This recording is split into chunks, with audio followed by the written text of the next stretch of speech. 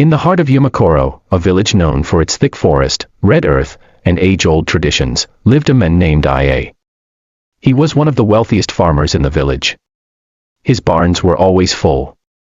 His granaries overflowed with yams. He had plenty of goats and cows. Ia was admired by many for his success. But those who truly knew him understood that his wealth did not reflect the condition of his heart. Ia had 2 wives. His first wife, Efer, was from the western part of the country. She was quiet, hard-working, and full of wisdom. She bore him a beautiful daughter named Amora. His second wife, Neka, was from his village. She had a cunning, selfish heart and was known for her sharp tongue. She gave birth to 2 daughters, Abanuju and Loma, and a son named Chikamsu. Although both women lived within the same compound, they were treated very differently. Ia adored Neka.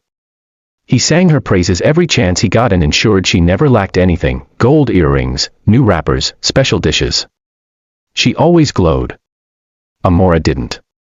She barely had more than 3 dresses, most of them sewn by her late mother before she passed away mysteriously when Amora was only 10. Now at 17, Amora had grown into a stunning young woman with the graceful walk of her mother and eyes full of silent questions. She walked the busy streets of New Yamakoro, past city towers and traditional courtyards, wondering about a future she couldn't touch. The compound buzzed with tension. Prince Namdi Osiri was arriving the next day. His family ruled New Yamakoro from their marble palace downtown, but their roots were still tribal, ancient. Every 10 years, a prince must choose his bride, not through political matchmaking, but through the city's mysterious trials of the heart. Only noble daughters could compete. Neka had already sewn clothes for her daughters. But no one had even told Amora the prince was coming. Except, late that night, when a wind crept into her room. And her dead mother's voice whispered, "Daughter, wake. You must wear what I left for you, or your name will vanish." Amora sat up in cold sweat, staring at her wooden floor. And then, crack! A plank near her bedside shifted open by itself. Amora's breath caught in her throat. She dared not move. The wooden floor near her small bamboo mat had shifted without anyone touching it. She stared at the crack in the plank, her heart beating so loudly it echoed in her ears. The wind had stopped. The voice had vanished. But the silence that followed was heavier than noise. Carefully, she leaned forward and touched the edge of the loose plank. It was cold, unnaturally cold. When she lifted it, the wood creaked like it had been asleep for years. Beneath it was a hollow space lined with red cloth. Amora reached in slowly. Her fingers touched something soft, and then something firmer. A bundle. She pulled it out, and in the dim moonlight slipping through her bamboo window, she saw it, a folded fabric wrapped in faded silk, tied with a single white thread. On top of it was an ivory comb, the kind worn only by royal women in ancient times. Her throat dried. That comb, she had seen it once in her dreams. Her mother had worn it the last time Amora dreamt of her.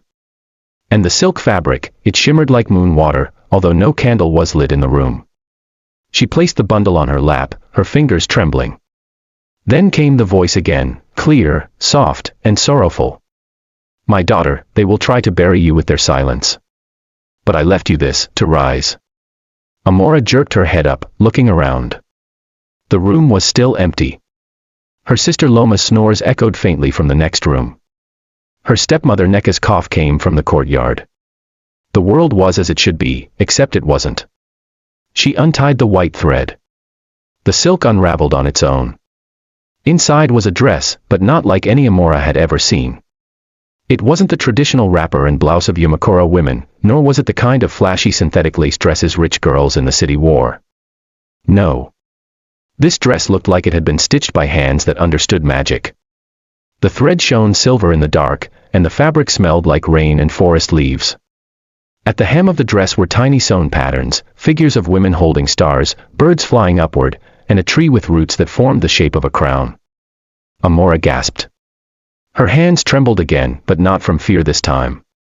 From knowing. Her mother had left this for her. But why? She held the dress against her body, standing in the quiet room. It fit her shape exactly, even though she hadn't tried it on. As if the cloth knew her. Then, without warning, her body began to warm. The kind of warmth that wraps you like a hug from someone you've missed for too long. Her mother's warmth. You must go to the palace, Amora, the voice whispered again. You were born for this. You are more than they told you. But, they didn't give me an invitation, Amora whispered back into the dark. They won't even let me leave the house. Neka will stop me. That is why I came tonight. And then, tap, tap, tap, came a knock at her window. 3 times. Amora spun around. Standing outside in the moonlight was an old woman in white, her face veiled.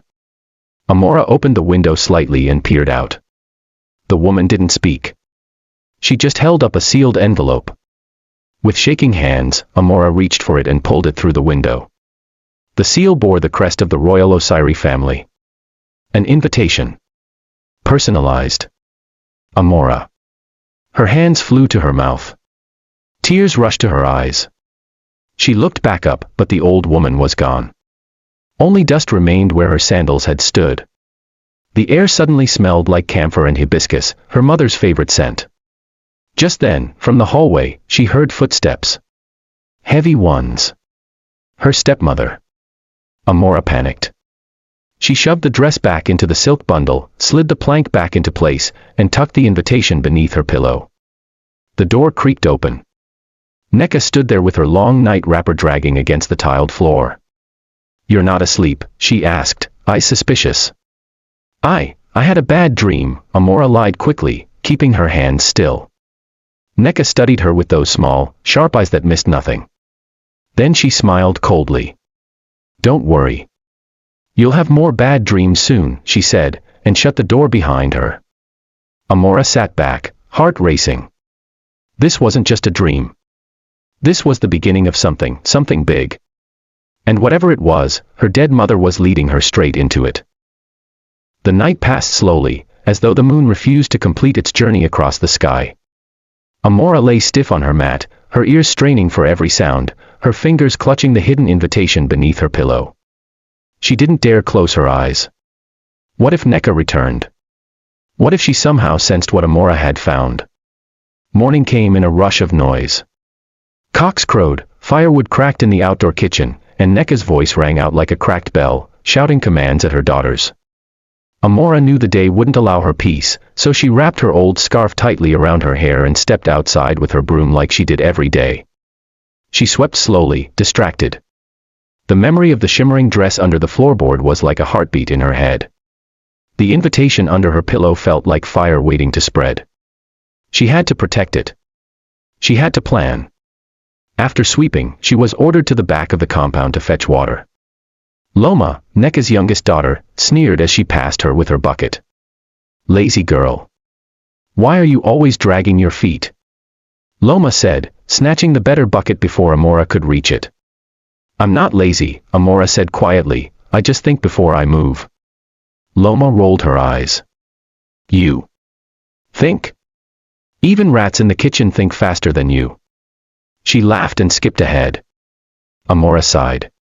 Even after all these years, they never tired of mocking her. She wondered if they'd still laugh when she walked into the palace gates. When she returned from the stream and dropped the water in the kitchen, she excused herself to go tidy her late mother's hut. No one used it anymore. Neka had once tried to sell the building materials, but something always went wrong.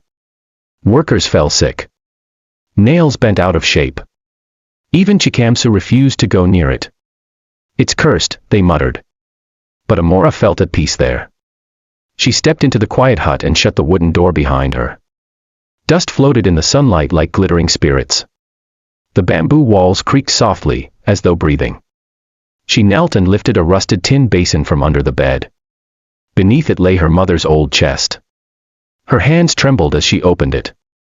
The chest was full of things Amora had seen as a child but had forgotten, her mother's handmade jewelry, a faded leather-bound book written in Old Igbo, dried herbs wrapped in palm fronds, and a folded letter sealed with wax. She picked up the letter and opened it slowly. The handwriting was neat and flowing. My beloved Amora, if you are reading this, then the day has come when truth must meet you in full. You were not born to be forgotten. Your blood carries the river of queens, the wisdom of old mothers, and the eye of the sky. You must not hide when your light is needed. Amora read each line as though her heart already knew the words. Go to the palace when the prince calls. But not as a girl who waits for permission. Go dressed in your truth. The dress I left you is not just cloth, it carries the protection of your foremothers. Wear it only when the moon is full, and never let it touch the ground. Her mother's voice echoed in her memory again. You are more than they told you. Amora clutched the letter to her chest. A tear slid down her cheek. But before she could put the letter away, she heard footsteps approaching the hut. Fast, heavy, and furious. Nneka. Amora scrambled, shoving the letter back into the chest and closing it just in time. The door burst open. There you are, girl. Nneka shouted, her eyes scanning the room like a hawk. Amora stood, calm but alert. I was cleaning, Ma. Liar, Nneka snapped, striding toward her. You think I don't know you sneak into this hut like it's your shrine? What are you hiding? She reached for the chest. Amora moved instinctively and blocked it with her body. Nneka raised her hand, ready to slap. But just as her palm moved, the light in the hut dimmed suddenly. The oil lamp near the doorway flickered out, though there was no wind. A strange silence filled the space. And then, behind Amora, the old chest made a low creaking sound, all on its own. Nneka froze. Her eyes widened. She stepped back slowly. This place is cursed, she muttered again, her lips trembling. I told them. You're mad like your mother.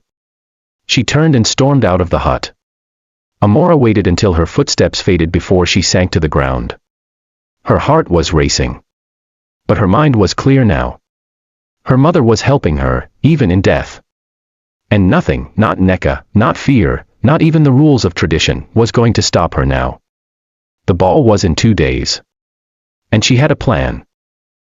That evening, the compound hummed with usual noise, pots clanging, goats bleating in the corner pen, and Nneka shouting about missing Pepper.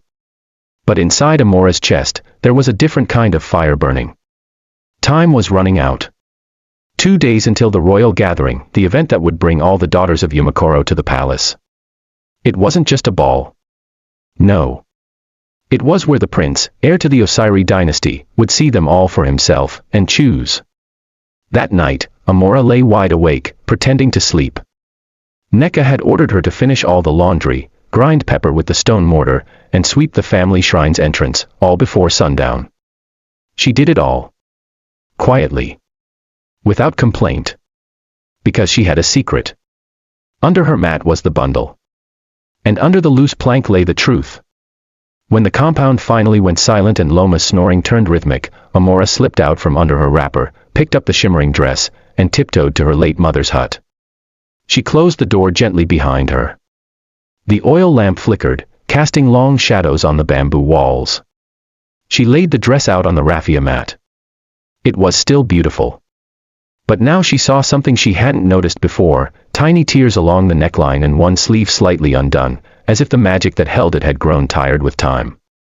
Amora remembered the letter. Wear it only when the moon is full, and never let it touch the ground. But the full moon wasn't until tomorrow night. And the dress had to be ready. She reached for her mother's sewing kit, a tiny box of blackwood, filled with needles, old thread, and beads wrapped in cowrie shell paper. The thread she chose was silver, like the thread in the dress. And that's when the wind came. Not from outside. No windows were open. But a soft wind circled her from within the hut, blowing the oil lamp slightly. It didn't go out, but the flame leaned toward the dress. As though it, too, was watching.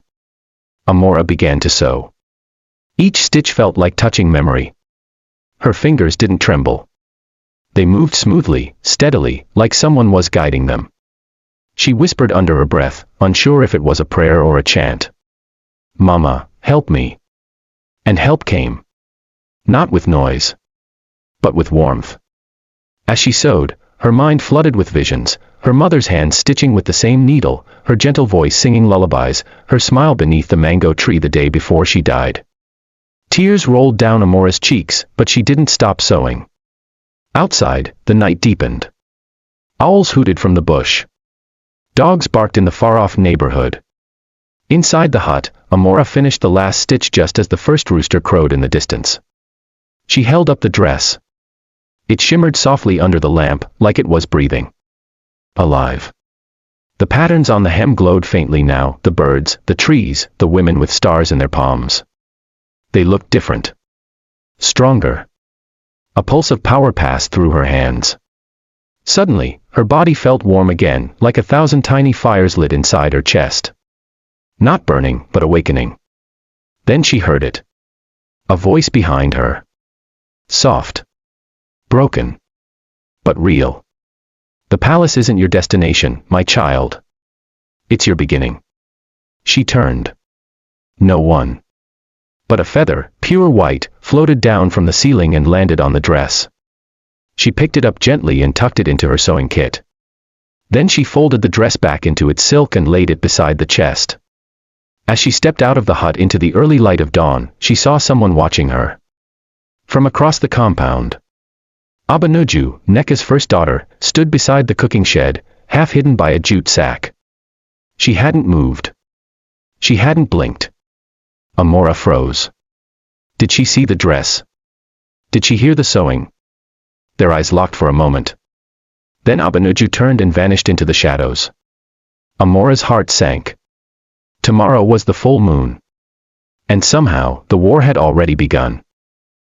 By morning, the streets of Yamakoro City were alive with the kind of energy that only came before something big. Traders pushed carts full of woven fabrics and dried fish through the narrow alleys. Children ran with sticks chasing car tires. Loudspeakers crackled with the royal town crier's voice announcing final preparations for the great palace celebration. Daughters of Yamakoro. Tomorrow, the gates of Osiri Palace open for the grand selection. May beauty, wisdom, and humility shine brighter than gold. Women stopped in the middle of their bargaining to nod. Teenage girls practiced curtsies behind their mothers. And the seamstresses along Market Lane stitched through the heat like their needles were racing against time. Amora, wrapped in her plainest brown wrapper, made her way carefully through the market crowd. She kept her eyes low and her steps small. She wasn't there to shop. She was there to listen. Ever since she caught Abanuju staring outside the hut, her stomach had been tight with dread. Something was coming. She could feel it. The wind had changed. And she knew Neka's children wouldn't stay silent forever. She made her way toward Mama Atiku's shade, a wooden lean-to by the side of the old market well, where gossip brewed thicker than pepper soup. Mama Atiku had been selling roasted plantain there for 25 years. And she never missed anything. Amora stood nearby pretending to examine a tray of ginger, keeping her ears open. The voices under the shade were hushed, urgent. She said she heard singing coming from that woman's hut, Effer's girl. Eh? At that time of night? Yes. And not ordinary song, oh. The kind that chills your skin. Abanuju said it was like whispers coming from the air. I've always said it, Effer was not ordinary. That woman's people were seers. They knew things. Even in death, they don't sleep like the rest of us. Amora's chest tightened. She reached out to pick some ginger, but her hands trembled slightly. She turned and moved away before they could notice her face.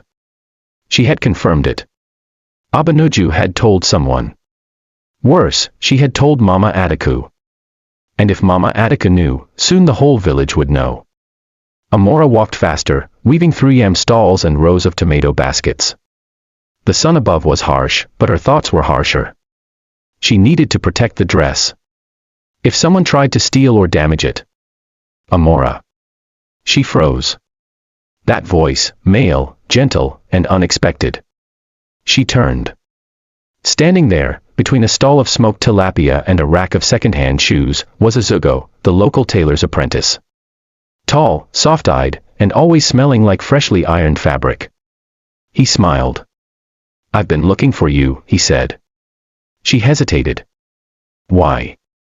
He pulled out a rolled parchment from his satchel. The palace guards dropped this off at my Oga's shop early this morning. They said to give it to you directly. He handed it over. Her fingers shook as she opened it. It wasn't an invitation. It was a warning. To the girl called Amora. You have drawn the attention of eyes both noble and dangerous. There are some who would rather your presence never reaches the palace. Be careful who you trust. And wear what protects you. No signature. No seal. Just the chill of fear running through her blood. She looked up at Izugo. Who gave this to you?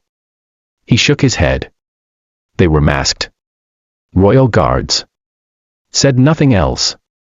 She clutched the letter tightly and nodded. Thank you. As she turned to go, Izugo touched her arm gently. Whatever it is you're part of, be careful, he whispered. I see things too, sometimes. I dream of red moons and broken crowns.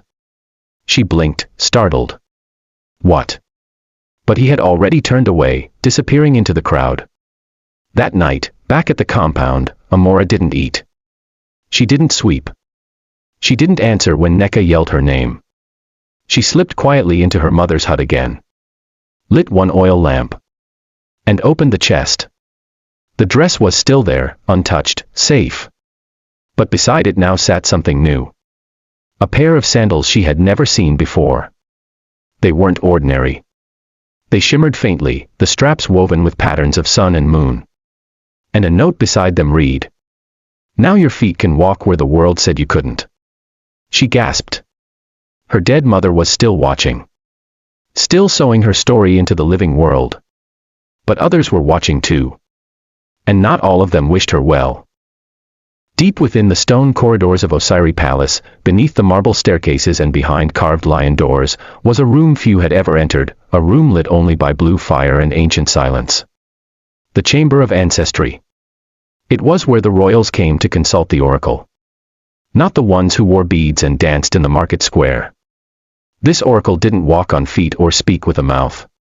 She existed only when summoned, by blood and by need. And that night, Prince Dominzo was desperate. He walked slowly into the chamber, holding the bowl of sacred river water and a single feather, the sign of his royal bloodline. His golden robe swept the floor behind him, but his shoulders felt heavier than ever. The voices in the palace had grown louder over the past few days. Choose Neka's daughter, Abanuju. She's strong, she's proper. Or maybe the governor's niece from Akando, her father has an army. Forget love. Think legacy. But Dominzo didn't want legacy without peace. He didn't want a queen with the right name but the wrong heart. He placed the bowl on the altar and whispered the words of awakening. Eyes of the past, open. Ears of the silent, listen. Speak, not as shadow, but as truth. The blue fire flared. The room pulsed. Then, silence. Until a figure rose from the flames. Not a woman. Not a man. A shifting form of light and memory. The oracle. Her voice was both old and new. Why have you come, Dominzo of Osiri? What burdens your soul? The prince stepped forward, voice steady. They want me to choose a bride tomorrow. But none of them see me. They see only my crown. I want to know, is there someone else? Someone I haven't seen yet. The oracle's form shimmered. Your bride is not from the lists they gave you. She comes dressed in sorrow, wrapped in moonlight, guided by hands no longer of this world. Dominzo's eyes widened. What does that mean? She will wear a dress stitched by the dead, walk in sandals kissed by prophecy. She will not bow like the others. She will not speak until the time is right. He stepped back. The vision shifted, showing a young woman standing at a riverbank under moonlight. He couldn't see her face. Only her outline, glowing faintly like an ember in the dark. Who is she? The oracle whispered. She is the one who carries what your palace has forgotten. She is the storm they tried to silence. Then, just as suddenly as it began, the fire dimmed. The oracle vanished. And the room went cold. Dominzo stood alone, heart racing. Sweat beading on his forehead. A girl wrapped in moonlight. A dress stitched by the dead. He didn't understand it fully. But he felt something he hadn't felt in weeks. Hope. The next morning, the palace sent out golden scrolls, instructing all maidens to arrive by sundown. The celebration would begin with dance, then the prince would observe from the balcony before descending to meet the selected group. Meanwhile, in Yumakoro, Amora opened her eyes from a strange dream. She had seen the prince, not as a royal but as a child, crying behind a gate.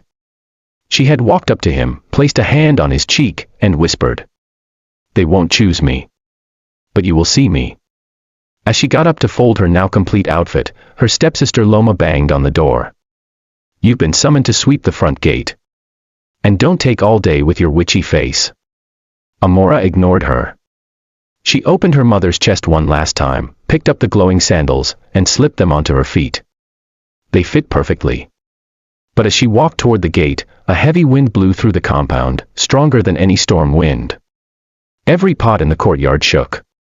The sky was clear. But the air said, "Prepare." From a distance, Abanuju watched from behind a tree, her eyes narrowing. She had seen the sandals. And she knew one thing for sure. That girl wasn't going to the palace alone. She would make sure of it. The day had finally come. The golden drums of Yumakoro City echoed from the palace walls all the way to the villages. In the market square, dancers in shimmering wrappers twirled beneath the burning sun. Elders sat on stools beneath palm frond shades, sipping palm wine and murmuring predictions. All across the land, daughters of nobility and daughters of ambition were dressing, painting, tying their geli and tightening their wrappers. But nowhere was the tension heavier than in Ia's compound.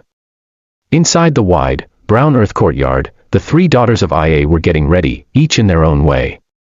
Abanuju sat on a polished stool in front of a mirror made of polished bronze, while two girls from the next compound rubbed thick shea butter on her arms. "Make it smooth. I want my skin to shine like the queen I'm about to become," she ordered, tilting her chin high. Her dress was sewn from blue silk imported from Accra, laced with glass beads around the neckline. Her hair was twisted into a crown, and gold dust shimmered on her cheeks. Next door, Loma, younger but equally ambitious, pulled tight the laces of her own velvet gown. Though less elegant than Abanuju's, it had been made to hug her figure perfectly. "I may not have her beauty, but I have more charm," she said to her mirror, grinning. "And charm has won thrones before." They laughed together, like jackals before the hunt. But in the smallest hut at the edge of the compound, Amora stood alone. She wore no makeup. No imported beads. No servants stood behind her with fans or powder. Only the dress, the one her dead mother had left her, and the sandals that glowed slightly beneath her feet like warm starlight. As she tied her hair into a simple bun and wrapped a silver cloth around her waist, the air grew still. Her reflection in the mirror blinked. And then, softly, a voice whispered from the wind. "Do not bend your head. Your crown is unseen, but heavier than theirs." Amora didn't flinch. She had heard the voice before. And she now understood, her mother wasn't gone. She had just moved to where the living couldn't see her. Suddenly, a knock, no, a bang, on her door. "Open it." Abanuju's voice barked. Amora opened the wooden door slowly. Her two stepsisters stood outside, looking her up and down. Abanuju sneered. "That's what you're wearing to the palace? You look like a market woman going to beg for salt." Loma laughed, but her laugh caught halfway in her throat. Because for a second, just a second, Amora glowed. A shimmer, like moonlight dancing on water, passed through the folds of her dress and into her eyes. Loma blinked. "Did you see that?" Abanuju frowned. "See what?" But then her eyes locked on the sandals. "Them," she said slowly, her tone now sharper. "Those sandals. They're not from this world." Amora said nothing. Abanuju stepped closer. "Where did you get them?" "They were my mother's." Abanuju tilted her head. "Your mother? That dead woman who used to talk to herbs? You expect us to believe?" But before she could finish, a loud gong sounded from outside the compound. It was time. The royal chariots had arrived. Servants from the palace were waiting outside to escort the selected daughters. Loma turned and grabbed her velvet clutch. Abanuju gave Amora one final look, cold and suspicious. "You better not embarrass this family with your madness," she snapped. "You're only going because the law says every eligible daughter must be seen. But after today, nobody will remember your name." Amora looked her straight in the eyes. "I don't need them to remember my name," she said calmly. I just need one heart to see me. The sisters scoffed and marched out. Amora followed quietly. But what none of them knew, what even Ia himself didn't know, was that someone had already gone ahead to the palace. Nneka. The second wife had arrived at the royal gates earlier, carrying gifts of smoked catfish and kola nut wrapped in silk, bowing low before the guards. I bring humble offerings, she had said sweetly. For the royal family, and a special word for the prince's ear alone. She had plans. Abanuju was her key. But Amora was a threat. And she knew, if that girl was allowed to enter the palace wearing that dress, something unexplainable might happen. So she had given the head guard a small pouch. Inside it was powder, green and ancient. Dust this at the threshold, she whispered. Some guests must never cross fully into the prince's court. And the guard, not knowing who he helped or what he disturbed, had nodded. The trap was set. The palace gates would soon open. And as the chariots carried the three daughters through the golden archways, none of them knew that only one would pass through the threshold untouched. And only one heart would feel the truth. The sun blazed over the golden rooftops of Yamakoro City, but inside the palace gates, something strange stirred. Birds that had been chirping suddenly fell silent. A breeze swept through the royal courtyard, stirring the banners that bore the family crest of the ruling house, a lion holding a sapphire in its mouth. The procession of maidens had begun. Over 40 daughters from various noble houses were lining up outside the Court of Blossoms, a sacred place where the crown prince, Obinna, was set to meet them all face to face. Among the richly dressed girls were Abanuju, her sister Loma, and behind them, quietly, stood Amora. The sandals on her feet glowed ever so faintly, their straps hugging her ankles like woven starlight. Her mother's dress, simple yet unexplainably elegant, flowed like it had its own rhythm. But none of this compared to what happened next. As the palace guards opened the heavy bronze gates leading into the Court of Blossoms, a faint green dust lifted from the stones, exactly where Nneka had told the head guard to pour it. Every girl ahead of Amora passed through without issue. Until it was her turn. She stepped forward, her sandals gently clicking against the marble. The moment her right foot touched the green-dusted threshold, the entire palace courtyard froze. Literally. The air cracked like ice, and the royal drummer's hands paused mid-beat. A dancer who was mid-spin hung in the air, unmoving. Even the breeze halted. Only Amora moved, blinking slowly as if nothing had changed. Around her, it was as if time itself had stopped. Then a voice. Faint, musical, and impossible to locate. Amora, you stand between worlds now. Choose your steps carefully. She turned in slow wonder. From the still air, her mother's figure shimmered, transparent, glowing, and barefoot. Efra's eyes were soft, but serious. You are wearing the dress of memory, the ghost said. It was stitched not with thread, but with promises. The sandals. They are made from the skin of the tree that grows between the worlds. That's why they react to poison, or betrayal. Amora looked down at the green powder scattered on the stones. That dust, someone tried to stop me. Her mother nodded solemnly. Not everyone wants you seen. But your light can't be dimmed, only delayed. She placed a hand, not quite solid, not quite spirit, on Amora's cheek. You have a gift, my child. Not just of beauty, but of balance. The prince is not just choosing a wife. He is choosing a queen who must see beyond gold and pride. You were born for such a day. Amora's heart beat louder than war drums. But what now? I cannot move forward without being frozen again. Efra smiled. You can't. But the sandals can. At that, the sandals began to glow, brighter now, light like fireflies swirled around them. With a crackle like thunder wrapped in velvet, the sandals lifted Amora's feet off the ground for just a second and moved her across the threshold without touching it. When she landed inside the Court of Blossoms, time resumed with a rush, drummers drumming, dancers dancing, and birds singing once again. The only person who noticed anything strange was Prince Obinna. From where he sat on the carved royal bench, he had seen something. A glow. A glide. And a girl who moved like the wind, yet left no dust behind. He leaned forward, his heart skipping once.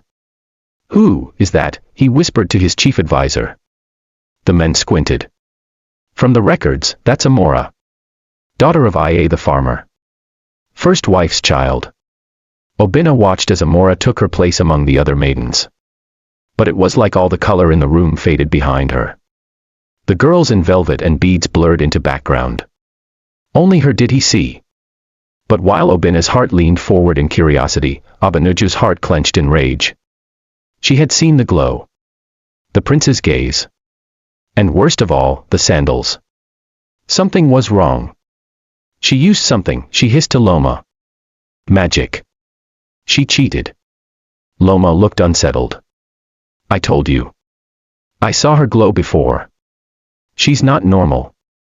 Then we make her normal, Abanuju muttered darkly. She stepped backward and whispered to one of the servant girls stationed near the flower wall. Tell my mother, the spirit girl has entered. We must begin the second plan. The servant nodded and slipped away like shadow. Back in the court, Prince Obina stood. And pointed to Amora. You. Step forward.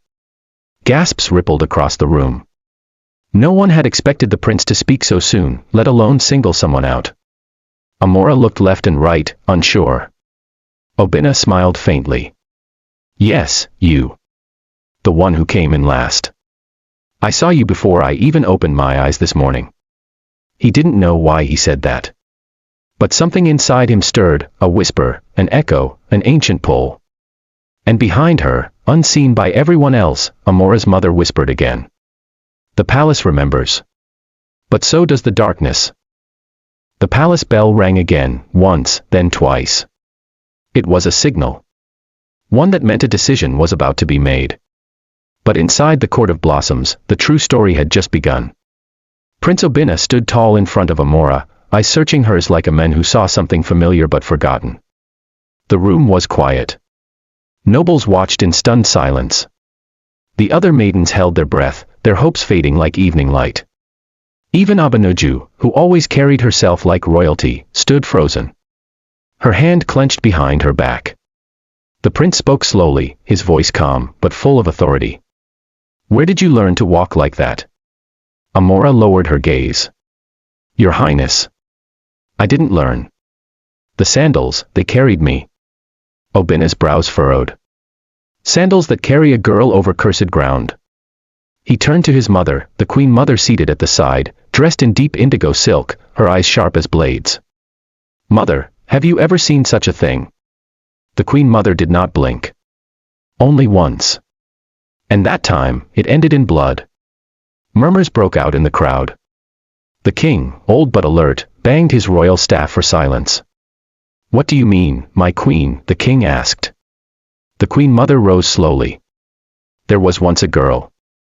Many years ago. She too wore glowing sandals and a dress not stitched by human hands. She captured the heart of a prince. But before she could be crowned queen, she disappeared, leaving behind only smoke and salt water. Gasps. Even the guards stepped back slightly. Obina's eyes widened. But that's just a tale. No, the queen mother interrupted. It was real. And she came from the same village as this girl. Yumakoro. All eyes turned to Amora. Her heart thundered in her chest. My mother was from Yumakoro, she admitted quietly. Whispers spread like wildfire. Abanuju smiled slightly in the crowd. Her mother's plan was working, paint Amora as dangerous, mysterious. A curse in human form. The chief priest stepped forward now, his eyes fixed on Amora's feet. He dropped to one knee and pulled out a tiny scroll from his robe, reading it with trembling hands.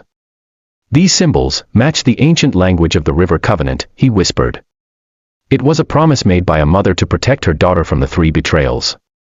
Obina's head tilted. 3 betrayals. The priest nodded. Yes, your highness. Betrayal by blood. Betrayal by love. Betrayal by crown. The prince turned back to Amora. Who was your mother? Amora's throat tightened. Her name was Ephor. She died when I was a child. But, lately, I've seen her. In dreams. In reflections. She talks to me. The queen gasped. The ghost walker returns, she whispered. And at that moment, the court doors burst open. A strange wind rushed in, cold and full of whispers. The flame torches flickered, and the shadows twisted into the shape of a tall woman, Ephor. She appeared only to Amora, glowing faintly, her hand outstretched. But the palace guards panicked. Obina's guards formed a wall between him and Amora. Witchcraft, someone shouted. No, Obina barked. Stand down. But they didn't. One of the guards rushed forward, sword drawn, heading straight for Amora. She froze. Then, the sandals lit up like 1,000 fireflies. A blast of invisible force pushed the guard back, sending him crashing into the marble column. The court erupted in chaos. But Ephor's voice came through again, like a whisper in her daughter's heart. The throne has a curse. A secret buried beneath its weight. And the one who wears the crown must uncover it, or lose everything. Even love. Amora looked at the prince.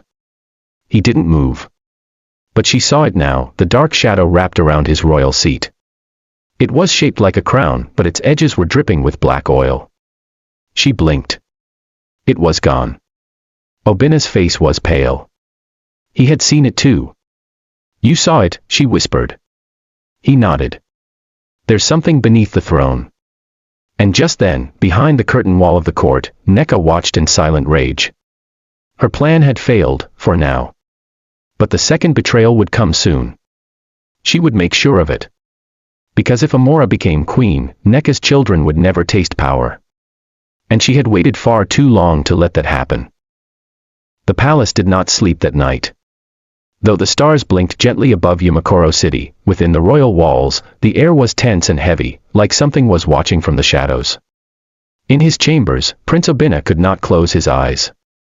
His mind echoed with Amora's voice, her sandals, the vision of her ghostly mother, and that thing he saw beneath the throne. A shadow wearing a crown, its eyes like burning coals, oozing black oil from where its heart should be. He had never feared the throne before. Now, he wasn't sure it belonged to him at all. And in another part of the palace, Amora lay awake on the woven mat they gave her. No royal bed, no silk covers, just a place in the corner of the maiden's wing. But still, she felt watched. Protected. And hunted. She thought of her mother's warning. Betrayal by blood. Betrayal by love. Betrayal by crown. One had already come. And the second. Meanwhile, outside the palace, Nneka was not asleep either. In a dark room lit only by a goat-fat lamp, she stood over a shallow bowl filled with black water. Her reflection was not alone. Something moved in the water's surface, a spirit, old and angry. My offering is not yet complete, it hissed. Nneka dipped her fingers in oil. I brought her into danger. She touched cursed ground. I told the prince's guards to keep her out. The spirit snarled. She was not harmed. She passed. That girl wears protection older than the gods. If you want her gone, we must take what she loves most. Nneka smiled cruelly. Then it's time to use her father. At dawn, Ia, Amora's father, arrived at the palace in a fine blue agbada. He had been summoned for family council. But when he arrived, he saw only Nneka waiting by the royal garden. Ia, she began sweetly. Your daughter is in danger. He raised his brow. Which daughter? Amora, she said, her voice low. She has captured the prince's attention. But the queen mother sees her as a threat. Whispers are rising that Amora is a witch. A girl touched by the dead. Ia narrowed his eyes. That's nonsense. She will be sent away, Nneka pressed. Or worse. Unless you tell the council the truth. What truth? He asked. That she is not your daughter. Ia flinched. His lips trembled. She is. She is Ephor's child, Nneka said coldly. And you know Ephor's story. The truth about how she died. About what she asked you to hide. Ia's hands fell to his sides. You wouldn't dare. I dare, she whispered. Unless you disown her. Say she is not of your house. You'll save your name, your fortune, and your 2 children who still obey you. Ia turned his back. But her final words froze him. If you don't, the queen will order her disappearance. Just like they did to Ephor. That evening, in the palace hall of council, nobles gathered. The Queen Mother sat with a scroll in hand. Prince Obinna, silent beside her. Amora stood alone before them all. The Queen spoke, "This girl is not registered in the House of Ia. There are no records of her birth in the royal books. She has no dowry, no titles, no elders to claim her. We ask now, is she blood? Or is she a ghost among the living?" All eyes turned to Ia. Amora looked at him. "Papa," her voice cracked. Ia stood up slowly. He opened his mouth and spoke the words that shattered her world.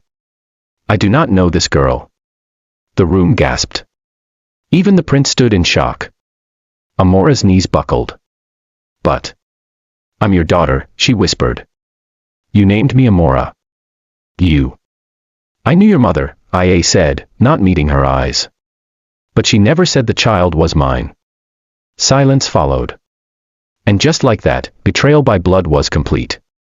Later that night, alone in a dark corridor, Prince Obinna found Amora sitting against a pillar, tears on her cheeks, but her back straight. "You didn't bow," he said softly. "Even when your father denied you." She looked up. "Queens don't bow to lies." Obinna crouched beside her. "I believe you," he said. "And I saw it too, the thing under the throne. There is a curse on my crown. And I think you're the key to breaking it." "But if I'm not even a daughter of the land," she said, "how can I be a queen?"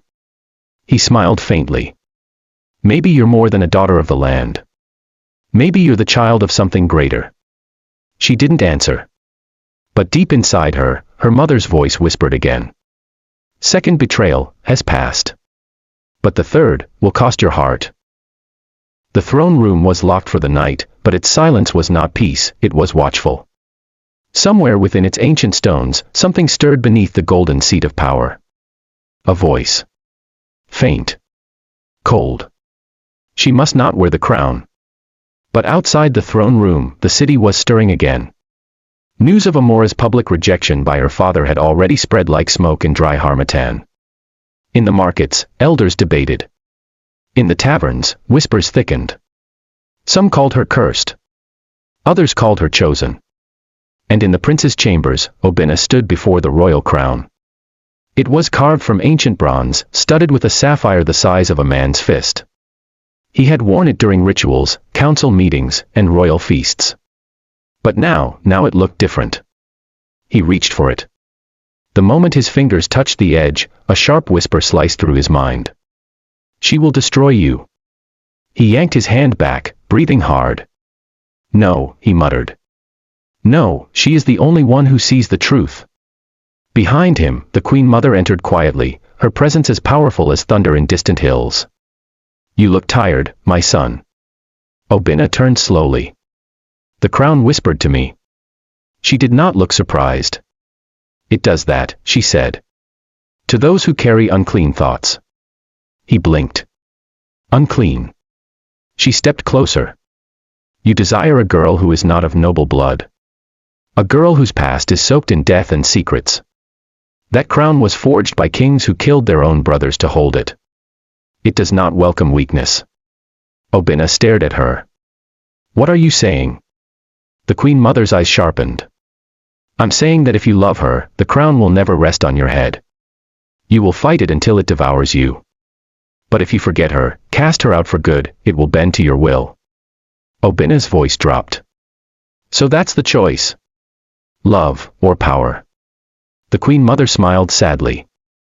"It has always been the choice."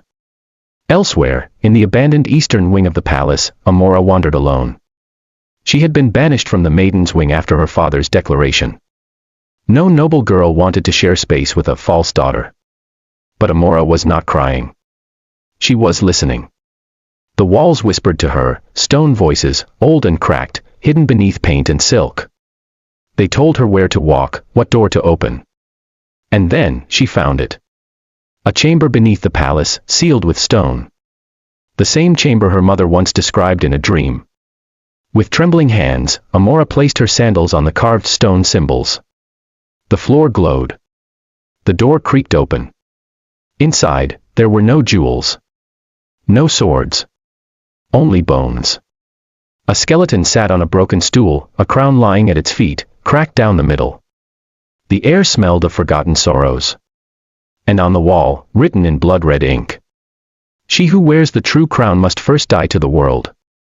Suddenly, her mother's spirit appeared beside her, glowing softly, her hand hovering over Amora's chest. "You found it," Ephor whispered. "What is this place?" Amora asked. "The truth beneath the throne," her mother said. "The place they buried the last queen who chose love over power." Amora's eyes widened. She was killed. No. She was erased. The bones in the chamber trembled slightly, as if hearing their story told at last. Ephor turned to her daughter. "This is where you must decide, Amora. You've been betrayed by blood. Survived it. Love is next. But if you trust it blindly, it will shatter you." Amora lowered her eyes. I want to believe Obinna." "You must not believe his words," her mother warned. "Watch his actions." Then Ephor faded. And Amora stood alone, heart pounding. That night, Obinna came looking for her. He found her standing beneath the moon, barefoot, staring up at the stars. She looked like a memory of the future. "Amora," he said softly. She didn't turn. "Why are you here?" "To tell you the truth," he said. "The crown speaks to me. It hates you." She turned slowly now, her eyes filled with old wisdom. "Then you must choose. Me, or the throne." He stepped forward. "I want to choose both." She shook her head. "The throne will never share. It will devour what you love most." Obinna hesitated. Then said, "Then maybe it's the throne I should fear, not you." Amora gave a small, sad smile. "That may be your final test." And behind them, hidden in shadow, Abanuja watched, her hands trembling around the cold blade tucked into her wrapper. The third betrayal was close. Too close. The night in Yamakoro City was heavy with a strange stillness. The moon hung low and red, watching silently over the palace. Something ancient was moving, quiet, steady, hungry. And in the royal garden, two hearts stood side by side. Prince Obinna and Amora sat near the edge of the lotus pond, the only place left untouched by palace secrets. The air smelled of jasmine and wet earth. Neither spoke for a while. Finally, Obinna broke the silence. "When I was 10, I saw the crown for the first time. My father took it from the royal case, placed it on my head, and said, 'This will be your burden, and your weapon.' I thought he meant it as a blessing." Amora's gaze didn't move from the water. "And now?" Obinna exhaled. "Now I understand. The crown doesn't rest on your head. It lives there. It breathes. It dreams of blood. It waits for your weakest moment." Amora looked at him. "And is this, your weakest moment?" He turned toward her, eyes full of things he hadn't said. "I don't know if it's weakness. But I know I would give up the throne just to walk in peace with you. No guards. No secrets. Just." He didn't finish. Because something moved in the garden hedge. Amora's senses sharpened. She had grown up around animals, trees, whispers of danger. What moved now was not a beast. It was intent. Like a wind that carried knives. She rose slowly. "Someone's watching us." Obinna stood too, eyes scanning the shadows. "Show yourself." But nothing answered. Then, a flicker. A blade flashed from the darkness, cutting through air like a curse. Obinna shoved Amora aside. The weapon sliced across his upper arm. Blood bloomed through his robe. Amora screamed. He stumbled back, clutching the wound. From behind the hedge stepped Abanuju, her eyes wide, her chest rising and falling like a wild animal. "Get away from him," she shrieked. "You've put a spell on him." "Abanuju," Amora started, but the girl raised the dagger again. "You don't belong here. You've poisoned everything." Abanuju's voice cracked. "My mother said if we waited, the crown would come to us. But now you've ruined it. You're nothing but a witch's daughter with dead people following you." Obinna stepped in front of Amora despite his bleeding arm. "Abanuju, put the knife down." She stared at him, stunned. You're protecting her. She saved my life more than once. And she told me the truth when all of you lied. Abenuju's hand trembled. She's cursed. Don't you see? Everyone who touches her ends up broken. Even her own father denied her. Amora stepped forward now, her voice low but clear. You talk of curses, but I only see fear. You're afraid because you were told all your life the crown would be handed to you. But it never belonged to you, not by blood, not by spirit. Abenuju lunged. But the dagger never reached its mark. A strong gust of wind tore through the garden, spinning leaves into a blinding whirl. Abenuju was thrown backward by an unseen force. The dagger flew from her hand and landed in the lotus pond with a splash. When the wind died down, the ghostly image of Ephor appeared behind Amora, barely visible, her eyes glowing soft blue.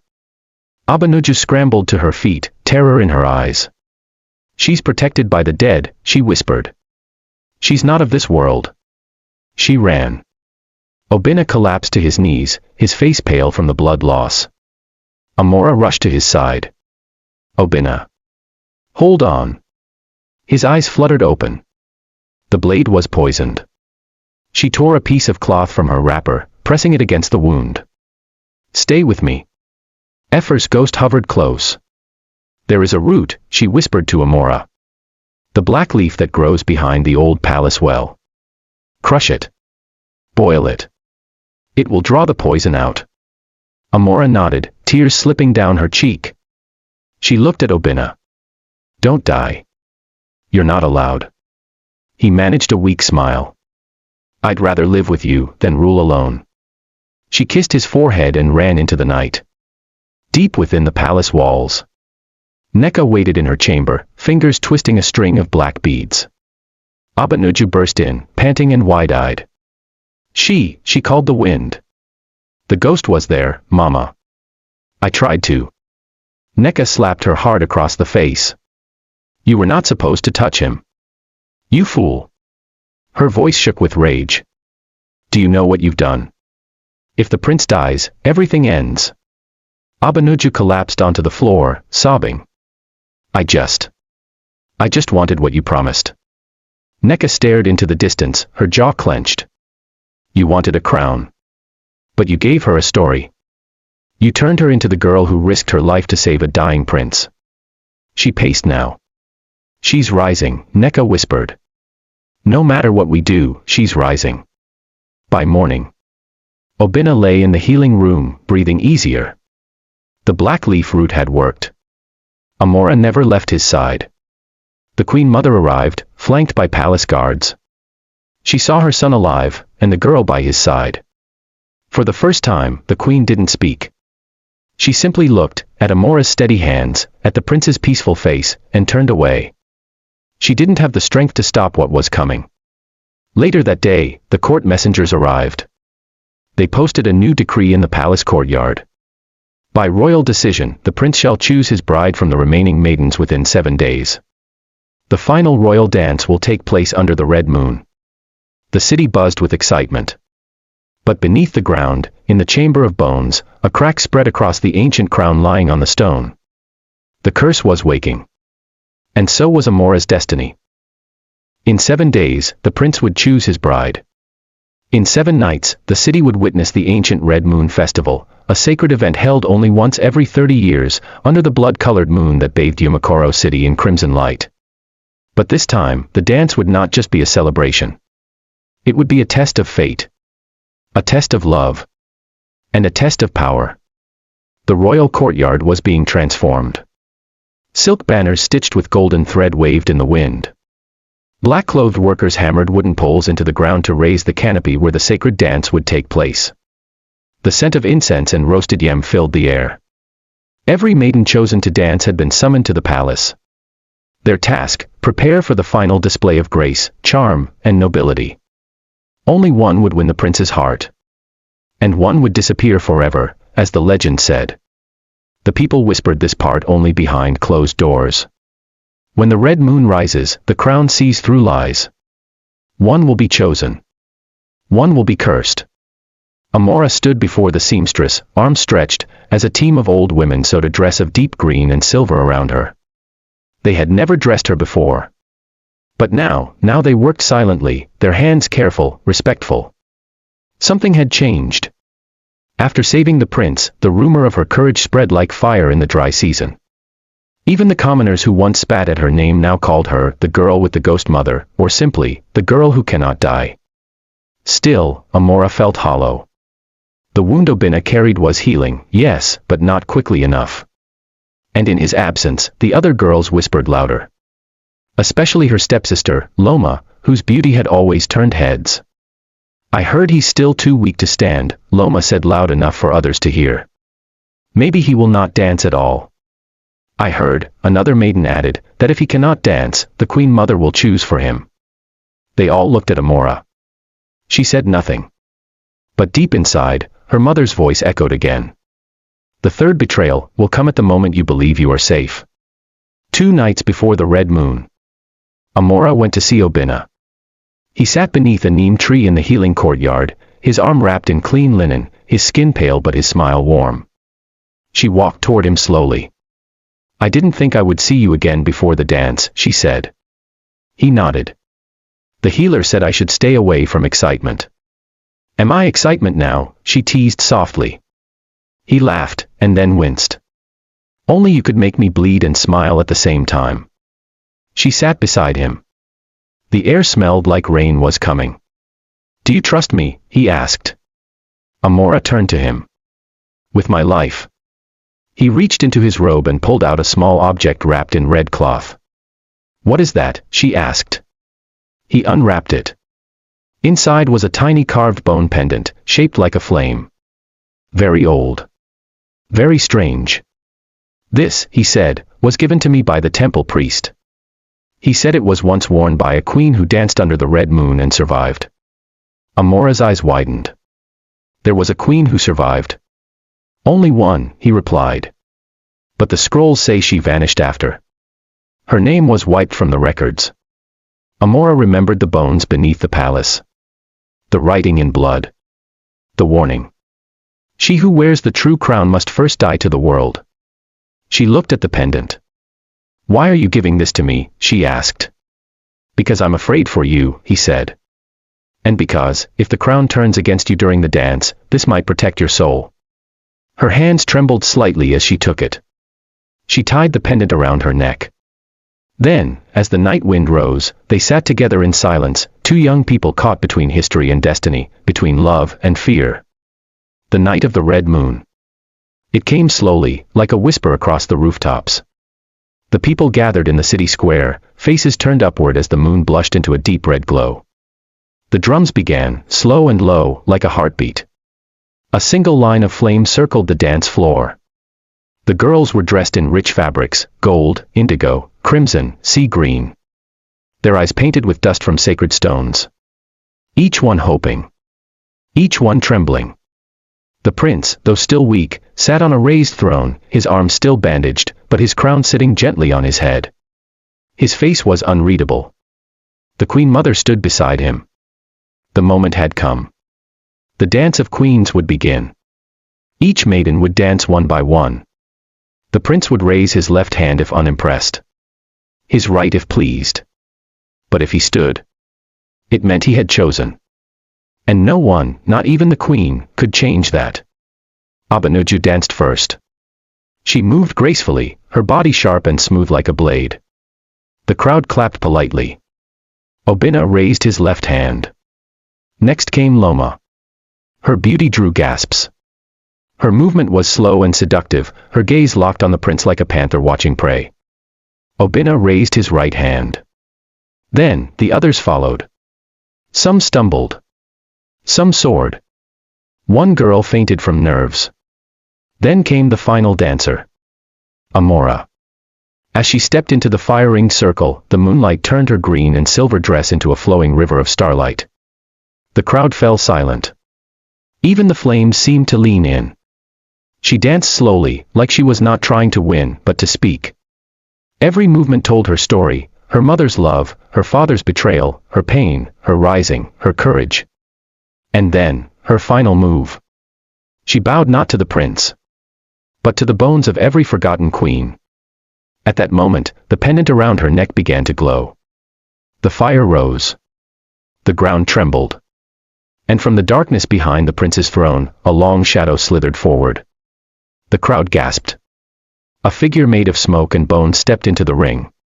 It wore a twisted crown and moved like it was dancing through time. The drums stopped. People screamed. Amora stood her ground. Obinna leapt to his feet. The Queen Mother screamed, "Do not touch it." But it was too late. The shadow reached toward Amora's heart. Then, the pendant around her neck exploded in light. The shadow shrieked and vanished. Amora collapsed. The crowd froze. Obinna ran to her. She opened her eyes slowly, tears rolling down. "I saw her," she whispered. "The first queen." She said, "I am the next." Then everything went black. Amora's body lay still. The fire in the dance circle had died out. The red moon pulsed above like a watching eye, full of secrets and sorrow. Silence stretched through the crowd like a cold rope tightening around every throat. Obinna knelt beside her, his hands shaking. "Amora," he whispered. "Please wake up." Her eyes remained closed. Her skin glowed faintly, as though moonlight lived under it. The Queen Mother stepped forward, her face drained of color. "Take her to the spirit house," she ordered. "Do not touch her with iron. Do not wash her with water. Let her wake in the way of the ancients." The guards obeyed. But the people whispered. She danced with a shadow. The old queen chose her. The crown is testing us again. Hours later, Amora was laid on a bed of soft woven mats inside the House of Echoes, an ancient chamber hidden beneath the palace, built from red stone and earth centuries ago. No one went there unless the soul was on the edge of this world and the next. Obinna refused to leave her side. He sat by her head, brushing her hair gently. His wounds still ached, but he didn't care. Suddenly, Amora's lips parted. A whisper escaped. "I saw her face." Obinna leaned closer. "Whose face?" Amora's eyes fluttered open. "The erased queen." She sat up slowly, her breath heavy, her voice low. She said, "I must remember what was taken. That the truth is buried not in scrolls, but beneath the palace, where bones lie in circles." Obinna frowned. "What truth?" She said, "The crown was never meant for kings. The secret of the first queen." That night, Amora told Obinna everything she had seen in her vision while unconscious. A young queen, standing in a garden of fire. A circle of elder women placing a bone crown on her head. A secret chamber with 7 carved masks hanging on the walls. The prince, her husband, driven mad by power, tearing the crown from her skull. The elders erasing her name from history so no man would fear a woman on the throne again. She said they locked her memory in the red stone, Amora whispered. "That I must awaken the circle." Obinna stared at her. "If this is true, it changes everything." "Yes," she said, "because the crown is not just a title. It's a spirit. And it's been waiting for the right bearer." The Queen Mother's confession. The next morning, Amora and Obinna went to the Queen Mother's private chamber. The queen was standing by the window, staring out at the golden city rooftops. When she saw them, her face hardened. "I suppose you've come for answers." "Yes," Amora said. "But I already know part of the truth. The crown is older than any king. The first ruler was a woman. And she was buried under silence." The Queen Mother turned sharply. "You speak of things that were forbidden even in my time," she said. "That knowledge was burned. To protect the line." "Protect it," Obinna said. "Or keep it under male control." The queen's voice trembled, not with fear, but with old, unspoken grief. "She was my ancestor," the queen said finally. "A powerful woman. A healer. A leader. She built half the city with her voice and her dreams. But the men feared her, feared what she could do without them. So they cursed her name, told stories that painted her as mad. And when she died during the last red moon, they said she was never real." She looked at Amora now, eyes softer. "But the spirit of the crown, it remembers. And now, it has found you. Neka's dark bargain. Far across the city, deep in the shadowed hills near the Shrine of Lost Names, Neka stood over a black fire. Beside her, a cloaked figure whispered into the smoke. You promised me power, Neka hissed. You said she would not survive the dance. I said she would face the shadow, the figure replied. But the crown, it has its own mind. What now, she demanded. You must cut the soul, the voice rasped. She has awoken the queen's memory. You must erase her, before she becomes the throne itself. Neka nodded. Then she dropped a handful of Amora's hair, stolen from her room, into the fire. The flames hissed. Turned blue. And somewhere beneath the palace, the bones of the old queens trembled. The awakening of the circle. Amora stood once again in the underpalace, where she had once found the bones. This time, she was not alone. Obinna was beside her, holding a lamp. And behind them, the Queen Mother followed silently. Amora placed her hand on the old stone wall, where names had been scratched off centuries ago. Suddenly, the wall shifted. A secret passage opened. Inside was a circular chamber lined with 7 thrones, each carved from obsidian and bone. And on the wall above, 7 masks, each representing a queen. Only 6 masks were lit by lanterns. The 7th was missing. Amora stepped forward. Her fingers traced the dark space where the 7th mask had been. She said, I must remember, Amora whispered. And then, without thinking, she removed the pendant Obinna had given her, the one from the temple priest, and pressed it against the wall. A rumble shook the chamber. From the floor, a small platform rose. And on it sat the missing mask. White. Cracked. Etched with red tears. When Amora picked it up, the air vanished. Every torch went out. Darkness consumed the room. And in the black, a voice whispered. She wears the forgotten face. The blood of the silenced. Let the test begin. Outside. The sky over Yumakoro turned green with a strange wind. Every dog in the city began howling. And Neka, watching from her compound, fell to her knees. She had tried to stop Amora. But now, the crown was choosing again. She wears the forgotten face. The blood of the silenced. Let the test begin. Those words echoed like thunder through the secret chamber beneath the palace, though no mouth had spoken them. The 7 thrones lit with ghost light. The 7 carved masks pulsed with strange energy. But only one mask, the 7th, was in Amora's hands. White. Cracked. Etched with the ancient red tears of a queen who had been erased from history. The moment Amora held the mask to her face, everything vanished. No palace. No Obinna. No torches. No breath.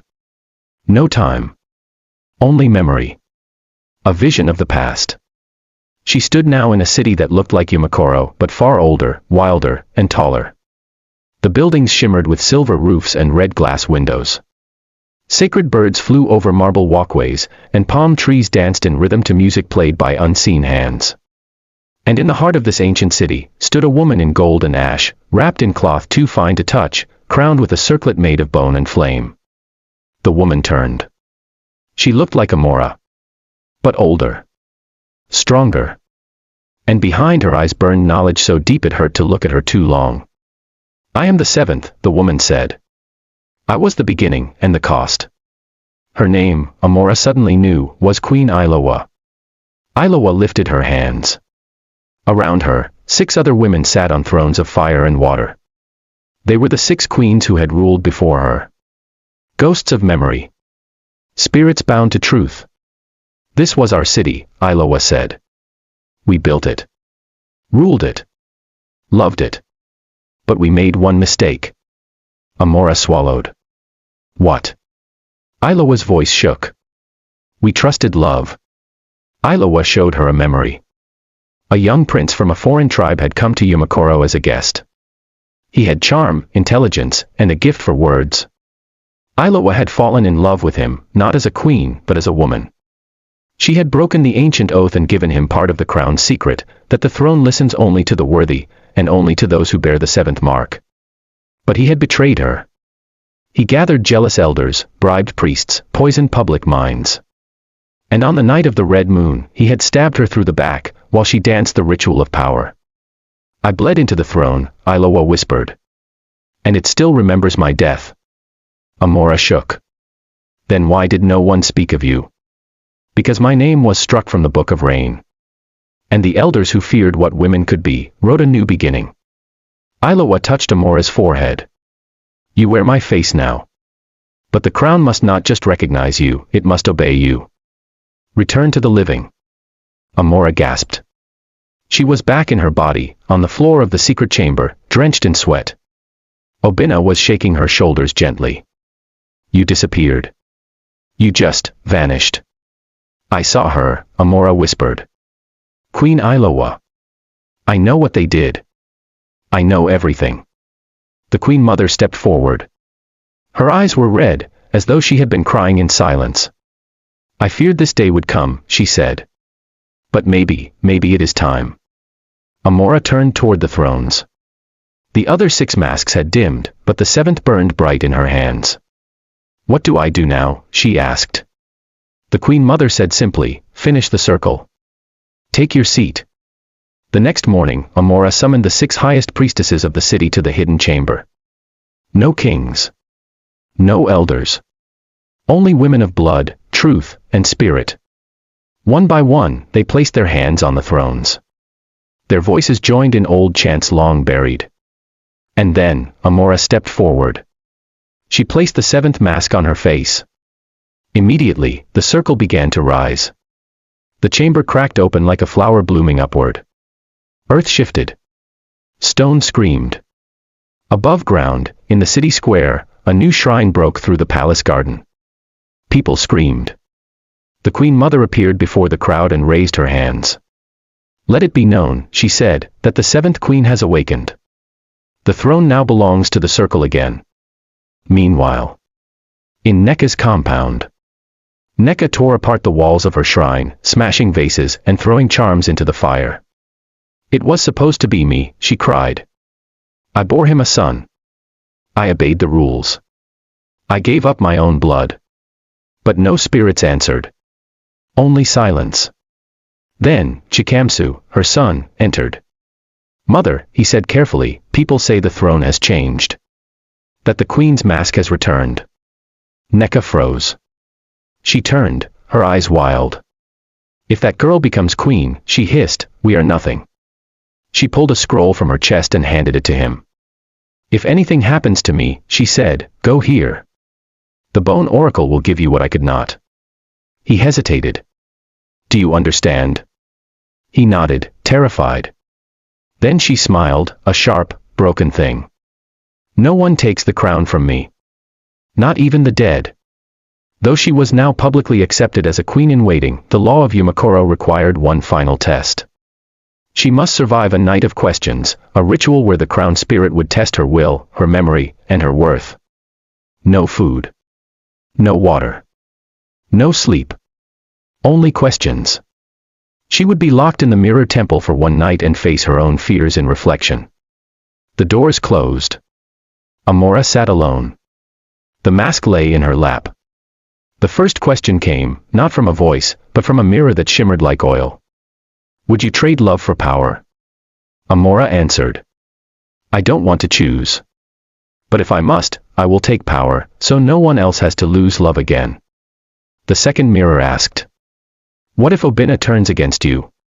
She said. Then I will let him go. But I will not bend. The third asked. Will you kill to keep the crown? She trembled, then replied. Only if the crown is the only way to save lives. The questions kept coming. Each mirror showed her a different path, betrayal, pain, death, loneliness. Until finally, a seventh mirror appeared. It showed her mother. Not as a ghost. Not as a spirit. But alive. Smiling. Holding a dress. Amora, she said softly. Come home. Amora's hands shook. Her knees buckled. Tears fell. But she stood tall and said, Mama, you dressed me to win a prince. But now I must dress to rule a kingdom. I will never forget you. But I must walk forward. The mirror shattered. The temple doors flew open. The people were waiting. And Obinna was first in line, tears in his eyes. That morning, Amora walked out, head high, wearing the seventh mask. The red moon faded, and the first light of dawn touched the rooftops. The drums sounded. Not for war. Not for celebration. But for coronation. The sun rose red. Not from the dust. Not from Harmattan. But from something old shifting beneath the soil. The city of Yumakoro woke to the sound of drums echoing from the palace, a rhythm not heard in generations. The seventh queen had been found. But the crown had not yet settled. The throne still whispered. And not everyone in Yumakoro was ready to listen. The city buzzed like a disturbed hive. Some celebrated Amora. They called her the return of the old ways, the resurrection of the buried truth. The market women sang her name into baskets of yam. The school children traced her image into sand. The priestesses wore white and painted their eyes with ash in her honor. But others, especially the old council of men, gathered in silence. She cannot sit on the throne, grumbled Elder Kasim. She carries no royal blood. She has no husband. And she is a girl. Worse, added Chief Dyke, she believes she is chosen by ghosts. This is dangerous. They feared her dreams. They feared her voice. But most of all, they feared what she might remember. Because buried in the old laws of Yumakoro, hidden under piles of new rules, was a line that read, "She who wears the seventh mask may name or erase kings." Obinna paced the garden outside the palace. He had been offered a crown. Not as king. But as consort. The Queen Mother herself had approached him just after the night of questions. "She will need you," she had said softly. But not as a lover. As a shield. Obinna didn't know what to feel. He loved Amora. Truly. But part of him feared he was becoming a symbol, a piece in a game larger than his heart could understand. As he stood under the tall ogbono tree, Amora joined him. She wore a simple red wrapper, the seventh mask resting on her hip like a dagger. "I heard," she said. "They want you by my side." He looked at her, uncertain. "Do you?" Amora took his hand gently. "I want the truth by my side," she said. "Not a man forced to stand there." He stared at her. "Amora, if I love you, I must let you be bigger than my love. And if I love you," she said, "I must protect you from the weight of my shadow." They stood in silence, under the tree, while a distant storm rumbled toward the city. Neka had gone missing. 4 days, no one saw her. Her compound was locked. Her children silent. Her shrine cold. But in the swamp lands beyond Yumakoro, beneath a hidden mound of stone skulls, she stood before the bone oracle. A creature neither man nor woman. Made of voice and darkness. "You come for what was denied," it said, its voice like rattling clay pots. "I come for fire," Neka answered. "You seek to undo the crown's choice. I seek to correct it." The bone oracle hissed. "Then you must give me your name." Neka hesitated. But her eyes were fierce. "I give it." The oracle opened its robe. From within, it pulled a black gourd sealed with 7 bones. It handed it to Neka. "Break this in the palace. The throne will remember not her, but you." Neka took it with shaking hands. And left the shrine, no longer entirely human. The palace council was summoned. Amora entered the great hall, dressed in full ceremonial white, with the seventh mask now attached to her staff. The hall was quiet, heavy with stares. Elder Kasim rose. "With respect, we demand explanation. Your ascension bypassed every law written since King Aji." Amora nodded calmly. "Because King Aji rewrote those laws to erase the 6 queens who ruled before him. Including Queen Ilowa. My mask carries her memory." Gasps rippled. Another chief shouted, "We demand proof." Amora stepped forward. "Then come. I will take you to the chamber beneath the palace. Where the circle of thrones sleeps. Where the names you erased still breathe." "Witchcraft," one man screamed. "Truth," Amora said softly. "Scares cowards." The Queen Mother stood. The law has already bowed to her. The crown recognized her. Unless one of you dares wear the mask, she rules. None dared. Amora turned. Then I declare a new edict, the throne of Yumakoro shall remember all rulers, not just the ones written in stone. In the middle of the night, the palace trembled. Guards screamed. The sky turned red. Neka had arrived. She walked through the palace gates as if she had lived there all her life. Her wrapper was black. Her eyes glowed red. In her hand was the bone-sealed gourd. She entered the throne room. Amora stood alone, waiting. I thought you'd run, Amora said. I came to claim what should have been mine, Neka hissed. You want to rule. I want to be remembered. And with that, she smashed the gourd on the floor. The ground screamed. From the earth rose the spirits of forgotten kings and queens, shattered, broken, furious. But they didn't attack Amora. They surrounded Neka. One spirit whispered, you gave your name. You belong to the dark now. Another wailed, you tried to rewrite memory. But memory does not die. Neka screamed. Her body twisted. And with a final, blood-chilling shriek, she vanished. Only Esh remained. Amora stood before the people the next morning. She did not celebrate. She mourned. Neka was once my mother's rival, she said. But more than that, she was a woman who believed the world owed her power because the world denied her peace. She is not forgotten. She is part of our truth now. And then she did something no ruler had ever done. She added Neka's name to the Book of Rain, the sacred archive of all who had tried and failed to rule. Because even failures deserved memory. That night, as Amora sat in the sacred garden alone, the wind shifted. The leaves rustled like voices. And from the mist came Ephor, Amora's dead mother, glowing faintly, wrapped in the same cloth she had died in. You stood, Ephor said, smiling. Even when they tried to bury your name. Mama, Amora whispered. You made them remember me, Ephor said. And Ilowa. And even Neka. I'm scared, Mama. The throne is too big. I thought it would make me feel powerful. But it just makes me feel alone. Her mother knelt beside her. No child of mine walks alone. And no queen who remembers her people will ever be forgotten.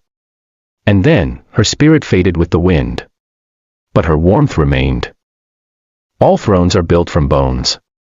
The question is, whose? The elders whispered this phrase in old Yumakoro when no one was listening. But now everyone was listening. Watching. Waiting. Because for the first time in over 2 centuries, a queen had taken the city's sacred throne, and she wasn't a puppet, a consort, or a decoration. She was Amora, child of prophecy, bearer of the 7th mask. And she had enemies who smiled with their teeth and kissed with their knives. At dawn, Amora stood barefoot in the palace court of flame. Before her lay a scroll of goatskin and rust-colored ink. This was no ordinary paper. This was the Charter of Origin, a living document sealed by the first rulers of Yumakoro, said to change its writing only when blood touched it. According to tradition, every new ruler was expected to sign it. But Amora was the first to see it whisper. When she stepped near, the scroll reacted, pulsing faintly, its letters crawling across like ants made of ink. Obina, standing beside her in ceremonial robes, noticed. What's it saying? He asked. Amora didn't answer at first. Because she didn't just see the words. She heard them. In her head. In her heart. The blood must match the voice. The voice must remember the silence. The silence must bow to the truth. What does it mean? Obina asked again. Amora looked up. It means the city itself is listening. By tradition, after a new ruler signed the charter, the law council had the right to present scrolls of challenge, ancient petitions to oppose, adjust, or outright reverse any ruling by the new monarch. So, of course, the elders came with dozens. Elder Qasim stood proudly, his voice rising like a cockerel at dawn. Your Majesty, he said, overpronouncing the title, we request a reversal of your decree declaring the right of priestesses to hold court power. Chief Dyke followed with another, and the reduction of military funding in favor of education must be frozen. These decisions are reckless. Rushed. More and more stood. Each scroll was written with fine gold leaf and red signatures from powerful families. Amora listened. Calm. Unmoving. Until they were done.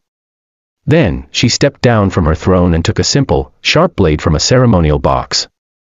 Before anyone could stop her, she sliced her palm, and let her blood drip onto the charter. The scroll hissed. Burned faintly around the edges. And then rewrote itself before the entire chamber. All the petitions. Gone. The charter had accepted her will. The elders gasped. Amora stood tall and said, "This city is no longer ruled by fear. From now on, law must answer to the people, not just the powerful." Outside, thousands had gathered to listen. When they heard her words, they roared like the harmattan winds against the city walls. The queen had spoken. And the charter had obeyed. But not everyone was celebrating. In a hidden chamber beneath the old watchtower, an ancient tongue was being spoken again. 3 men, cloaked in ash-colored robes, knelt before a dark mirror. They were the keepers of silence, an outlawed brotherhood of noblemen who had sworn to preserve the pure lineage of male rule. The leader, a gaunt-faced man named Iroko, placed a silver coin in his mouth and spat it onto the mirror's surface. The reflection rippled, revealing a face, wrinkled, but regal. Eyes dark as onyx. The mirror whispered. "She has awakened the charter." "Yes," Iroko said. "And the people love her." The voice from the mirror hissed. "Then we must awaken him." Iroko's hand trembled. "You don't mean..." The mirror pulsed. "The son of Aji. The one who was hidden. The boy raised in the West. The prince who remembers nothing, yet bleeds the old blood." Iroko nodded slowly. "It will be done." In a quiet boarding school in Kanu City, far to the west, a young man named Arin sat in a small dormitory, staring at a crumpled photograph. He had no idea who his real parents were. No idea why he had visions of women in masks and cities he had never seen. He only knew that lately, the dreams had become louder. He saw a city of red clay. A girl with fire in her eyes. A throne that called his name. And in every dream, someone whispered the name, Aji. Then, one day, he received a package. No name. No return address. Just a box sealed with wax and an emblem he had never seen before, 7 feathers spiraling around a cracked crown. Inside was a scroll. And a blade. And one sentence. "Come home. The blood remembers." Amora stood on the palace roof that night, watching the stars. Obina joined her. Neither of them spoke for a while. The city glowed below, fires, lamps, laughter. But something felt off. "Do you feel it?" she whispered. "Yes," he said. "Like a storm waiting in the dust." Amora nodded. She clutched the 7th mask. "I think something old is returning." Obina turned to her. "Then we hold the future tight. And we face it." She looked at him. Softly. "Even if it kills us." He smiled. "Especially then."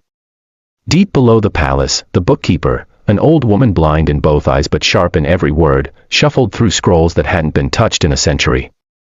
She had felt the charter stir. Felt the blood change its song. She opened a sealed vault. Inside was a scroll bound in chains. She broke the seal. Unrolled the parchment. And gasped. For it read. "When the 7th wears the crown, the lost sun shall rise. One will be truth. One will be ruin. But both will bleed." She rang a tiny silver bell. Moments later, a messenger arrived. "Take this to the queen," she said. He hesitated. "But Ma, this prophecy, it names her enemy." She nodded. "She must know." He bowed. And ran into the night. The land remembers what men forget. And it never forgets its kings. The royal library burned with silence. Not fire. Not chaos. Just that thick, ringing silence of too many secrets breathing in one room. Amora stood by the great stone window, still holding the scroll that had arrived in the dead of night, wrapped in aged goatskin, tied with braided palm fibers. The seal broken only moments before. On it was written, "When the seventh wears the crown, the lost sun shall rise. One will be truth. One will be ruin. But both will bleed." Her hands trembled, because the ink on the scroll was still damp. And the name at the bottom was one no one had spoken in years. Ilowa. Her ancestor. The queen who first wore the seventh mask. She remembered when she was 12, before the palace, before the masks, before everything changed. Her mother, Ephor, had told her bedtime stories not of fairy tale heroes, but of queens with broken crowns, of kings who stole voices, and of a boy hidden in the west. "He will return when the throne forgets itself," her mother whispered, braiding Amora's hair under the moonlight. "And when he returns," little Amora asked. "He will either save you," her mother replied softly, "or destroy everything we ever fought for." At the time, Amora had laughed. It was just a story. Now, that boy had a name. Kanu City was never quiet. The horns, the radio sellers, the motorcycle engines, chaos was its language. But in the heart of its oldest district, Arin stood on a balcony, staring at a blade. It wasn't a regular blade. The hilt was carved from obsidian, marked with 7 etchings. On the pommel was a small circle of red coral, only found in Yumakoro's riverbeds. He had held the knife for days now, ever since that strange package arrived. He hadn't opened the scroll until tonight. Inside, it said only 5 words. "Come home. The blood remembers." He didn't know who had sent it. But the moment he touched the scroll, he had a vision, a city with red earth, a woman in white, and a mask crying blood. His roommate, Ejiro, entered the room. "You good, bro?" he asked, slapping Arin's on the back. Arin stared ahead. "I think I'm going mad," he whispered. Ejiro raised a brow. "You've always been weird. But what's this about blood and visions?" Arin's turned to him. "Have I ever told you I don't know my real parents?" "No, but, wait. You think this is about your parents?" Arin's nodded. "I think I'm not who I think I am." Back in Yumakoro, the markets buzzed with rumors. The elders had heard the same whispers. "A prince is coming." Some said he was Aji's last son. Others claimed he was Ilowa's revenge reborn. A few whispered that he and Amora would destroy each other. In the palace, Obina sat in the stone courtyard, reading through old family records. Ever since Amora had signed the charter with her blood, he'd felt a shift in the city. It was like something was looking at them, but from beneath the ground. He had found something strange that morning, a letter from his grandfather, General Oduma, who once served under King Aji. The letter read, "If the seventh returns, protect her. But beware the boy born beneath the broken moon. His face carries mercy, but his heart may carry fire." Obina felt a chill. He stood. He had to talk to Amora. That night, under a gnarled irako tree inside the palace walls, Amora met with her private council, Obina, the queen mother, high priestess Equim, and Didi, the young tech oracle who now managed the city's digital archives. Amora spoke first. "I know the rumors. I've seen the prophecy. And yes, he's real. He's coming." The queen mother clutched her wrapper tighter. "You're sure?" Amora nodded. "I've seen him. In dreams. He's not trying to come. He's being sent." Obina shifted. "Then what do we do?" "Meet him." "Hide you?" "I won't hide," Amora snapped. "If the throne remembers him, then I need to remember him first." Didi, who rarely spoke unless necessary, pulled out her tablet. "We scanned every royal record. There's no official mention of a lost prince." Amora replied, "Because King Aji erased everything. But not everyone is dead." The council went silent. Then the high priestess spoke slowly. "There's one who might know." Amora looked at her. "Who?" "The widow of Dust. Aji's last concubine. Banished. Forgotten. But alive." Obina frowned. "That woman was cursed. She vanished into the Nko woods 30 years ago." "She didn't vanish," said Amora. "She went into hiding because she was carrying Aji's child." Arins packed his bag. He left no note. No goodbye. He didn't know why he trusted the scroll. He didn't know why the blade felt like home. He only knew he had to go east. As he walked past the edge of Kanu City, a wind howled behind him, hot, dry, ancient. And then, just as he reached the bus terminal, a woman stepped from the shadows.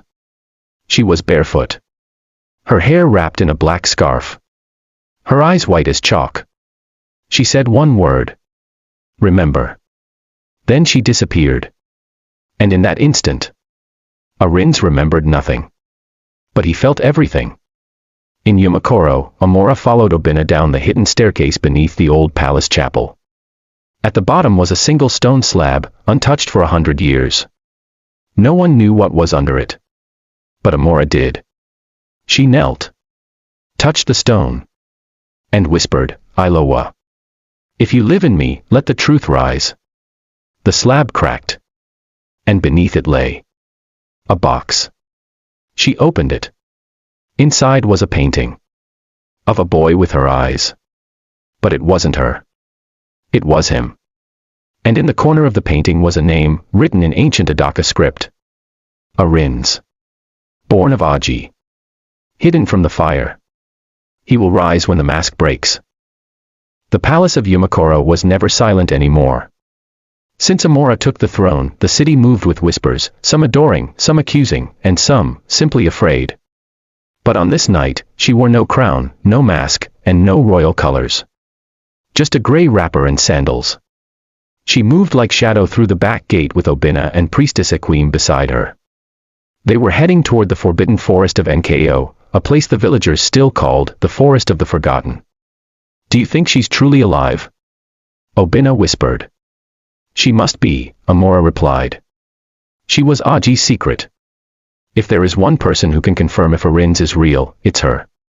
Equim raised her hand suddenly. Quiet, she said. A wind had blown, hot and strange. Like it came from under the earth. They stepped off the red clay road into the first brush of the forest. The forest of Nko was northwest ordinary place. It was said that the trees remembered voices. That if you listened closely, they'd whisper the secrets they swallowed. Amora had been warned not to come here. But she remembered her mother's words. The things people fear most often guard the truth. After 20 minutes of walking deeper, the ground began to change. It became damp. Then dry. Then dusty. As if each step passed through a different decade. Finally, they reached it. A clearing surrounded by 7 ancient Irako trees. In the center sat a hut, built of stone and woven bark. Smoke curled from a chimney. Someone was home. Obina moved first, but Amora stopped him. This is my visit. She walked forward, the ground crunching underfoot. Before she could knock, the door opened. And there she stood. The widow of dust. She was old, but not frail. Her back was straight. Her skin, wrinkled like old bark. Her eyes were deep, too deep. One black. One milk white. She wore a wrapper of faded blue and carried a wooden cane with 7 small rings. Amora, she said without being told. You know who I am, the queen asked. I knew your grandmother. I know your blood. Then you know why I'm here. The old woman nodded and stepped aside. Come in, daughter of 2 bloods. Inside, the hut was filled with masks. Some wooden. Some metal. One seemed to breathe. Another wept sand. Amora sat. Obina and Equim remained at the door. The widow poured a bitter tea and asked no questions. She simply began to speak. King Aji was a complicated man. Loved by the people, feared by his court. But above all, he was paranoid. He feared betrayal like it was a god. And he trusted only one woman. Amora leaned forward. Who? The widow raised her hand. My sister. Her name was Adonaya. She was a priestess. She carried the prophecy of Ilowa in her bones. Was she Arin's mother? No, said the widow. She was his protector. The old woman continued. Aji feared his council would kill any child not approved by their bloodline. So when Adonaiah told him she was pregnant with his child, he ordered her death in secret. Amora gasped. He tried to kill his own child. He feared the prophecy. He feared a child born under the broken moon. But my sister ran. She gave birth in the forest. In the dust. In silence. And the child. I took him. I smuggled him out. Sent him west. Changed his name. He was raised without memory, without crown, without burden. Amora's throat tightened. His name is Arins. Yes. Amora stood. Tears stung her eyes. He's my cousin. The widow shook her head slowly. No. He is more than that. She walked to a box and removed a scroll. Then she handed it to Amora. Inside was a family tree, one that had been erased from every royal archive. At the top, Ilowa, the first masked queen. Beneath her, Aji, her son. From him, 2 branches. One, Amora's mother, Ephor. The other, a child named Arins. Amora's eyes widened. He's my brother. Back in the city, the royal court was restless. Rumors of a prince from the west had reached the streets, carried by messengers and whispered in brothels, schools, and shrines. Some called him a hero. Others a fraud. But the palace guards had been doubled. Because someone, no one knew who, had painted 7 red symbols across the great market. They meant only one thing. The bloodline has been broken. That night, under the shadow of the old Yamakoro city gate, Arins arrived. His hair dusted with the road. His eyes heavy with the weight of visions. He looked up at the statue of King Aji. And he didn't know why, but tears filled his eyes. I'm home, he whispered. A shadow stepped from behind a column. A man with a scar down his jawline. You are late, my prince, the stranger said, bowing. Arins stepped back. Who are you? A friend. A loyalist. The throne has been waiting for you. I didn't come for the throne. The men smiled thinly. But the throne came for you. Back in the forest, the widow of dust walked Amora to the edge of the trees. She placed her hand on Amora's chest. Blood is a river, she said. But not every river leads to peace. What should I do when I meet him? Look in his eyes. If you see fire, run. If you see tears, stay.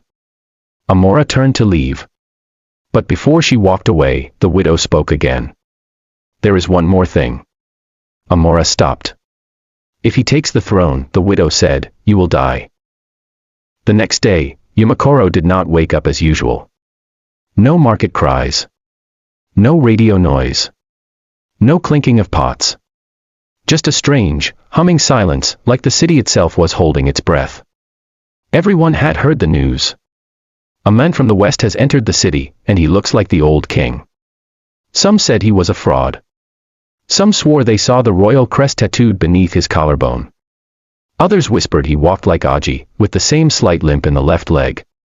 But everyone agreed on one thing. He was heading to the palace. Amora sat on the royal balcony, dressed in indigo and gold.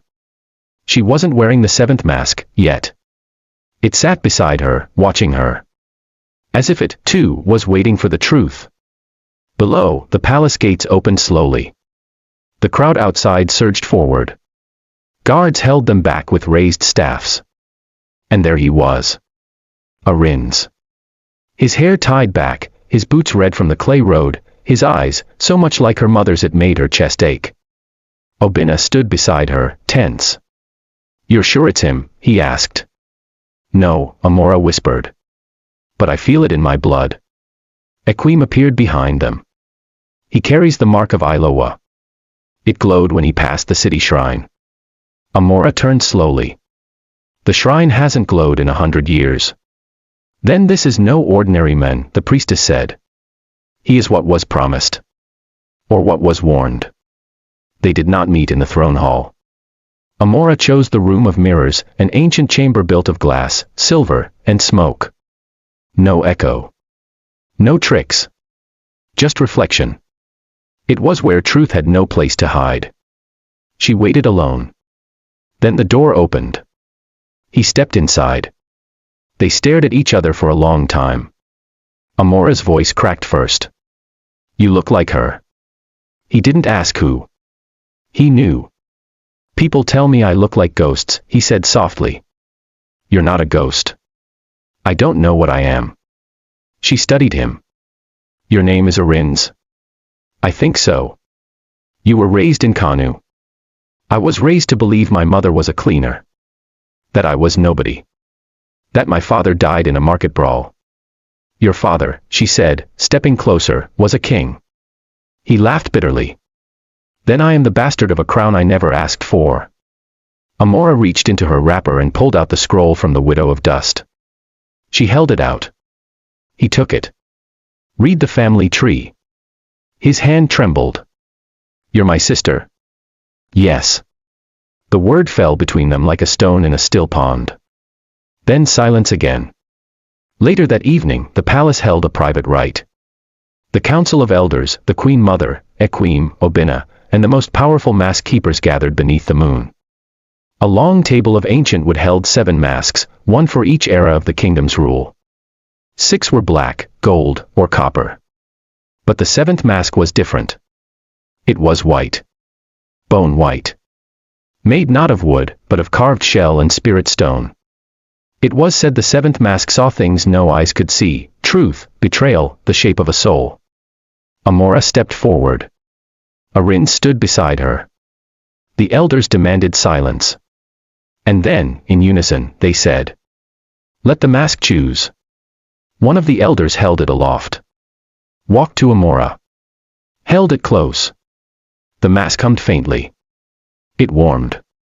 But did not glow. Then the elder turned to Arins. Held it before him.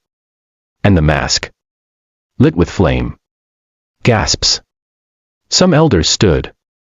One fainted. But the priestess Equim raised her hand. This does not mean he is king, she said. It means the throne recognizes his blood. Amora's eyes were locked on her brother. And suddenly, he looked afraid. That night, alone in the upper towers, Amora found him. He stood at the window, watching the lanterns flicker across the city. Do you want it? She asked him. The throne, he asked, not turning.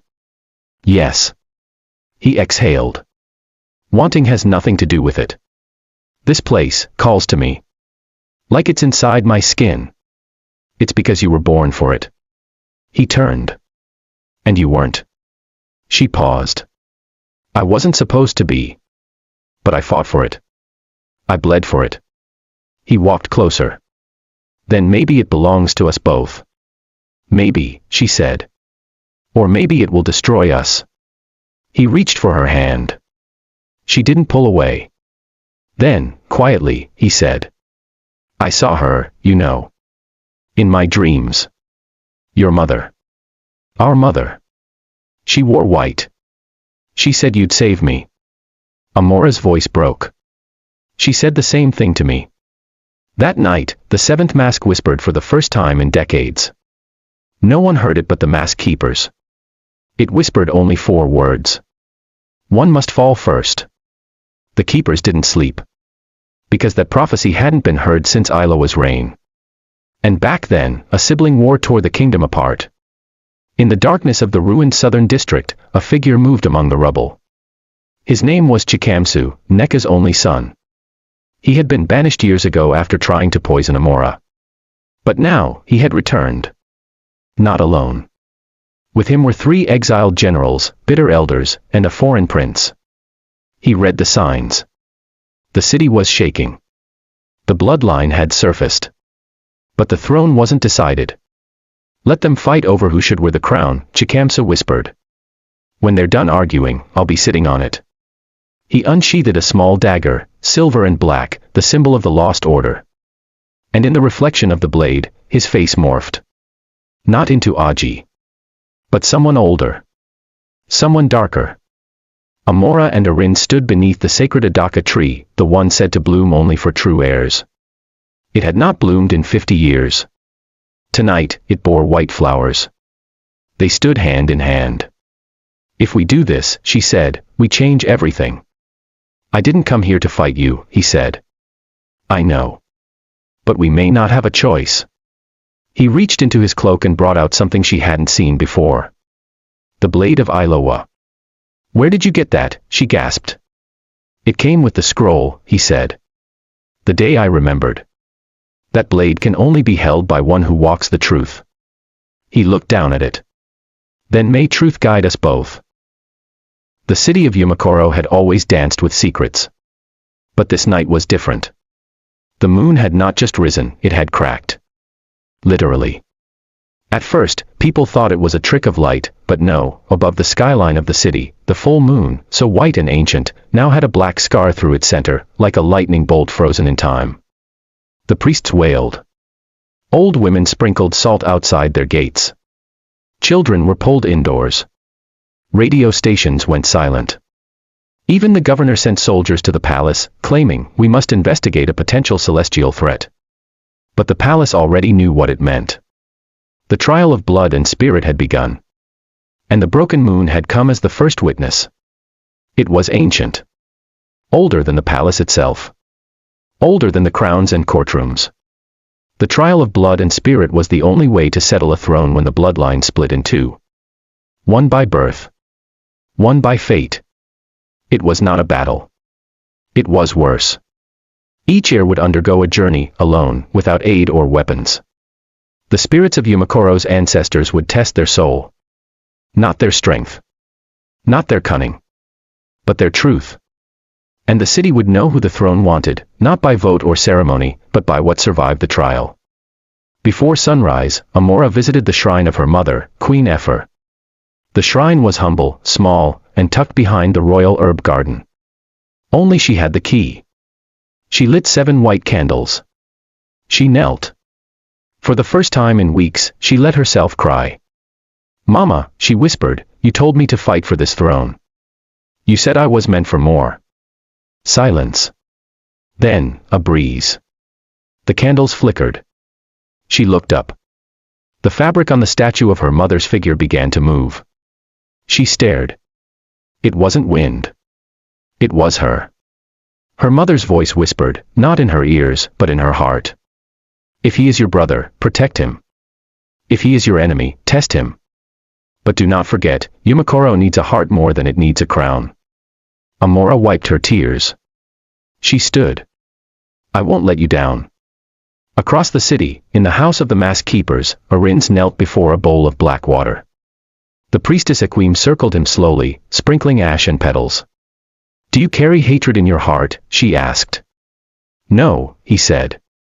"Do you seek the throne for power?" "No." "Then what do you seek?" "My name." She stopped. Arins looked up. "I was raised in lies. I want to know who I am, not who they told me I could be." She nodded. And placed a finger on his forehead. Then she whispered. "Then you must walk the river of names.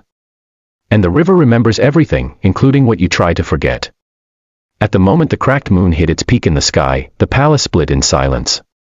2 guards escorted Amora to the east tunnel beneath the palace. 2 others led Arins down into the west tunnel. Neither turned to look at each other. But they felt it. A tether. A bond. And something else, fear. For what they were walking into was no place. It was memory. A spiritual realm buried under Yumakoro's foundations, called the Realm of Masks. No one had entered in 50 years. The last time, 2 brothers entered. Only one returned. And he came back, mad. Amora emerged into a city with no sky. It looked like Yumakoro, but in shadow, flickering, floating. Buildings bent. Statues blinked. Dust glowed green. She took a breath and walked. Behind her, a mirror followed silently. Meanwhile, on the other side of the realm, Arins found himself in a market filled with versions of himself, as a child, as a beggar, as a king. Each one asked the same thing. "What if you are the curse?" He ran. The spirits of the realm are not cruel. They are honest. And nothing is more dangerous than a truth you're not ready for. She walked into the court of her father, only he was still alive. King Aji sat on his throne, drinking palm wine, laughing. Her mother was there too, but silent. And beside them stood Neka, her stepmother. You were never meant to be queen, Neka said. This is not real, Amora whispered. Isn't it? Aji asked. I chose Neka. Not your mother. I raised Chikamsu, not you. Amora stared at them. Then she walked up to the throne, removed her sandals, and placed her hand on her mother's shoulder. The illusion cracked. Because she knew her mother would have stood with her. Always. The throne burned into flame. And a voice said, You remembered love. You may pass. Arin stood before a boy, 8 years old. It was him. The boy held a knife. You left me behind, the boy said. You forgot me. I didn't know who I was, Arins pleaded. You still don't, the boy replied. You're still trying to be what people want. The boy raised the knife. Arins didn't run. Instead, he knelt and said the name his foster mother once whispered in his sleep. Arins. The one who finds himself again. The boy smiled, dropped the knife, and turned to dust. The spirit realm opened. And the mask whispered. You faced yourself. You may pass. The cracked moon began to mend. Little by little. And 2 golden doors opened beneath the palace. From the east, Amora stepped out. From the west, Arins emerged. The council gasped. Never in history had 2 heirs returned, whole. The mask was placed between them. It glowed for both. Then turned white. Then black. Then both. Equine dropped her staff. The mask has chosen no one, she said. Or, it has chosen both. But not everyone was celebrating. From the shadows of the southern wall, Chikamsa moved with his army. And by his side marched General Kasim, once loyal to Aji, now bitter with time. The people chanted the names of Amora and Arins. But something older stirred beneath the city, a sealed room in the palace basement cracked open. And from it, a shadow poured into the street. A voice rose. Let the blood war begin again. And the moon shattered one more time.